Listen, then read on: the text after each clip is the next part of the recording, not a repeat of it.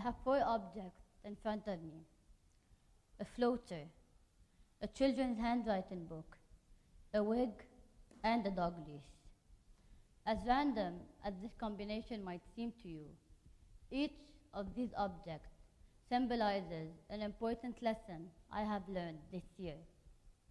My name is Sarah Khatib. I am a 4th-year pharmacy student, and I am here to share my story with you and the important lessons it taught me. Lesson 1.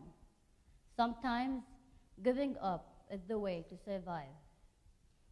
When I was young, my parents used to rent a chalet by the sea. They trusted me to go swimming by myself, but they always told me that if I was ever caught in a water spout or tourbillon, that I should not fight it. They told me to take a deep breath and let it drag me all the way to the bottom, where its current is less powerful, and then use every energy I have to exit it and swim back to the surface. I was recently caught in a water spout.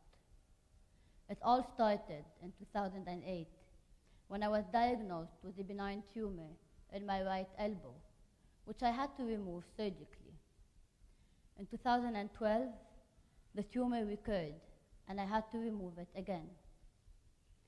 Then again this year, I randomly discovered my second recurrence when a simple act of throwing a paper in the garbage can had led to multiple bone fractures in my right elbow. I was accustomed to this tune. I thought it was as usual: take a surgical removal, some painkillers, and a pep talk, and I would be back on my feet. But this time, that wasn't the case. The doctors said that this time, the tumor was aggressive, and surgery was urgent. It seemed very similar to the 2 previous surgeries, until 2 weeks later, on Christmas Eve, I was admitted to the hospital for a wound infection at the surgery site. They told me I would be out in time for New Year's. Well, that wasn't the case either. Instead of champagne and a sparkly dress, I had IV fluid and a hospital robe. 6 long weeks later, I was still at the hospital, the doctor still trying to find the source of my infection. I lost track of time. I don't remember at which point they realized it wasn't an infection that they were looking for. That's when I was diagnosed with cancer. I had to start chemotherapy. I lost my hair. I lost my appetite. I lost weight, and I lost hope. Suddenly, they told me I had to get an emergency amputation. 1 week later, I was back home without my right arm. You could say I was having a bad couple of days. When it all started, I was in a state of rebellion. Why me? I was angry. I wanted an answer, an explanation. It did not take me long, though, to realize that asking why is useless. Bad things just happen. So I decided to stop thinking and let myself be taken by this water spout. I was dragged through needles, procedures, complications, surgeries, medications, and to top it all off, an amputation. I was sucked violently all the way to the bottom. But when it was time, when I felt a window of weakness in the current, I found my way back to the surface. Lesson 2. Do not let your obstacles define you. Early into my treatment, doctors were talking about scheduling chemo sessions during the week. I realized they were expecting me to quit school to concentrate on my treatment. This was out of question for me, as it would make cancer the center of my life. It would let it define me. So I went against medical advice and stayed in school. For weeks, I would go down from Zubair on the weekend, go straight to the hospital for my chemo sessions, leave on Sunday, and go back to the dorm. I barely ever went home. I used to wear a mask to class to avoid catching any infections, If you think you have a hard time staying awake in class, well, try doing it while wearing a mask covering half your face. I decided I simply did not want to wait to get my life back on track. I did not want to live despite cancer. I wanted to live with it. So I started to learn how to do things myself. One of my really good friends got me this children's handwriting book to train my left arm. You know, it's this book for kids where you first learn how to write the letter, then it's a word, then it's a sentence. Shortly after, I was able to write in classes and during exams. You know, it's funny. We are born with predetermined expectations on what our members are used for. Our legs are for walking, our mouth for eating, and our hands for picking things up. Well, guess what? That's not entirely true. It's only when you are forced to think outside the box that you start coming up with very inventive uses for your members. I pick up things with my toes. I tie my shoelaces with my feet. I hold things with my neck and walk around like this. And I use my knees to hold bottles while I'm opening them up with my left hand. Usually, I end up spilling half of the content of the bottle on myself, but that's okay. It's quite refreshing in this heat. I chose to face the amputation. I chose to live with cancer. I chose not to let them define me. I chose not to hide. I chose not to be Sarah Khatib, the cancer patient and amputee, but continue being Sarah Khatib, the fourth-year pharmacy student who is clumsy, loves Nutella, and just happens to have cancer and a missing arm.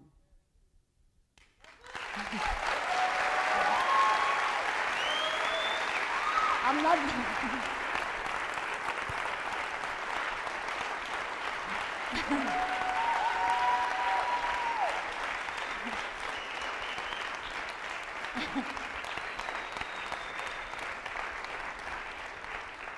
I still have some more lessons. Okay, so lesson 3. Pain is inevitable. Suffering is optional. My doctors told my parents that I was going to need antidepressants after they cut off my arm. They told them that I might not want to see anyone, that I might not want to get out of bed, and that weeks could pass before I would want to eat. I woke up after my amputation and felt hungry. We ordered za'atar rosette and had lunch with more than 10 people in my room. I did feel pain in my missing arm. I felt my fingers. I felt my elbow tingling. I felt pain in an arm that I could not see, an arm that just wasn't there. So I was told to keep busy. My dad got us a 250-piece puzzle. Then it was a 500, then 1,000. We spent a whole week at the hospital, ordering food, watching series, and putting together puzzles. People came in and out of my room in disbelief. I was hungry, I was laughing, I was dancing. I was actually happy. One of my nurses showed me a quote that she thought exemplified my attitude. Pain is inevitable. Suffering is optional. This quote summarizes my past 8 months. Pain really is inevitable. I am in pain all day, every day. I am taking morphine, solpadeine, Neurontin, triptizol, fentanyl, all of these on a daily basis to control my pain. Despite all these medications that could literally put down a horse, nothing can stop the pain once it onsets. I realized that pain was going to be acute and frequent, so I might as well just make it worth it. I went on a family cruise. I went to barbecues. I went to be Oasis nights and just decided to have fun. What's the point of missing out if you're going to be in pain anyways? Suffering, however, suffering is a human state of mind. It's what you decide to do about your pain. I decided I had suffered enough. So I gave my thumb a name, Agnes, and made her the center of attention. I even made jokes about swimming in circles because of my missing arm. But it's actually not true, don't worry, I could still swim straight. I tried it. I am in pain every day. Everyone is. Everyone has a problem or an obstacle that causes them pain. This is a fact of life that we cannot change. Suffering, however, is something you can control. You always have the option to smile despite your pain and enjoy every second you can of your life. Lesson 4, do not postpone your dreams. With a show of hands, how many of you checked items off their bucket list this summer? Not quite much. I, like all of you, had a number of things that I always wanted to do and always assumed that I will have the time to do them later. It wasn't until I was stuck in a hospital bed for a cumulative of over 3 months that I started wondering what had kept me from doing them.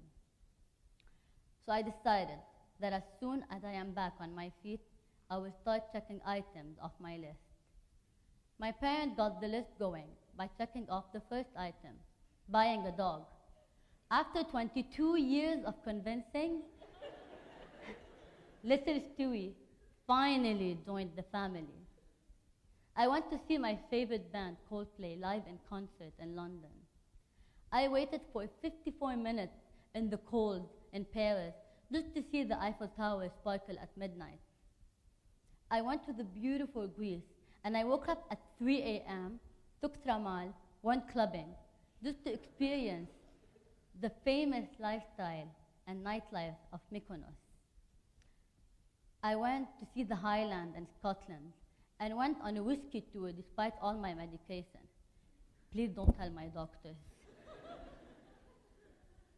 I am trying to check off as many things as possible, including signing up for this talk. I hate the carpe diem or seize the day cliché.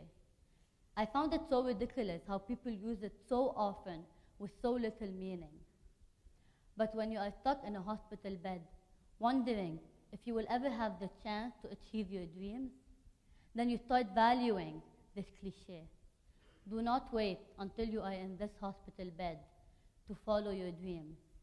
The future is not as granted as you think. Trust me. I would not have been able to appreciate or apply all of these lessons if it wasn't for the support of everyone around me. One thing I found missing in the system, though, was role models. Everywhere I looked, I could not find other amputees. I could not get inspired. I could not find anyone whose example to follow. So I decided to start searching for other amputees, and I found Bethany Hamilton. She's a surfer and shark attack survivor who lost her left arm. You probably heard of the movie about her life called Soul Surfer. I was inspired by how she faced her amputation and went back on her surfboard and participated in international competitions. Seeing how she turned her amputation into a success story not only inspired me to do the same, but also gave me the conviction that I will be okay. As much as other people tried to tell me so, it wasn't until I saw it happen to someone else that I actually believed it. I will be okay. I realized the importance of having a living example in Lebanon to assure Lebanese amputees that their lives don't have to change and their dreams don't have to end. Another thing I found lacking was support group for amputees to meet and talk with other amputees. This is especially important because it will provide them with the reinforcement that there are other people who are sharing the same physical and mental hardships. For these reasons, I decided to start a support group for amputees in Lebanon. I am currently still taking treatment and using the little time I spend awake, to brainstorm what such a support group would look like. I would also like to use this talk as a call of action for anyone, especially amputees, who would like to join me on this venture. I have 4 objects in front of me. The floater, to remind you to let go and save your energy once caught in a water spout. The children's handwriting book, to remind you not to let your obstacles define who you are. The wig, to remind you that pain is inevitable, but suffering is optional. And finally, the dog leash, to encourage you not to postpone your dreams. Today's event is called a time capsule. A time capsule is a way to store objects as a means of communication with future civilizations. I have 4 objects in front of me, each symbolizing one of my lessons. And in a way, these objects are my time capsule to all of you. Thank